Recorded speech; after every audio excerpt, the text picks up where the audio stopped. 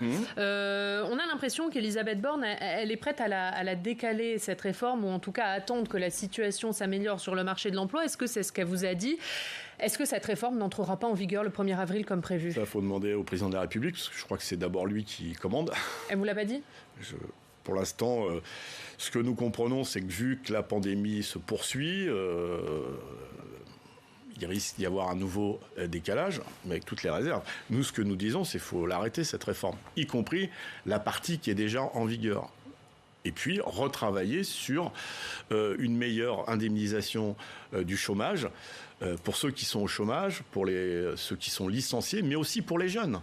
Le gouvernement semble prêt à des concessions sur ce point. Est-ce que, du coup, vous êtes prêt à renégocier ? Mais c'est ce qu'on demande. On dit, il faut... Non, vous dites stop. Vous dites de toute façon, on n'en veut pas de cette réforme. D'ailleurs, tous les syndicats le disent. Vous avez remarqué, là, on n'est pas tout seul. C'est important de le souligner. Donc, quand tous les syndicats disent la même chose, ça devrait attirer l'attention des journalistes, mais surtout du gouvernement. Donc, tous les syndicats disent stop.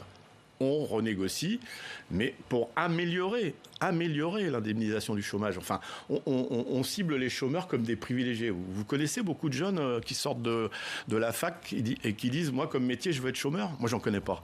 Donc, il faut bien régler ce problème. Et notamment, j'insiste sur les jeunes, parce que quand on sort de l'école, on n'a droit à rien. Et chercher du boulot, ça coûte cher. Donc ça, ce sont des pistes sur lesquelles nous voulons travailler. Il faut que le gouvernement soit d'accord. Je pense que le président de la République est très doctrinaire. Il se présente comme monsieur réforme. Mais sans tenir compte de la réalité. Enfin, c'est toujours le même problème. Il est un peu, il n'a pas trop les pieds sur terre. Et en même temps, pour prendre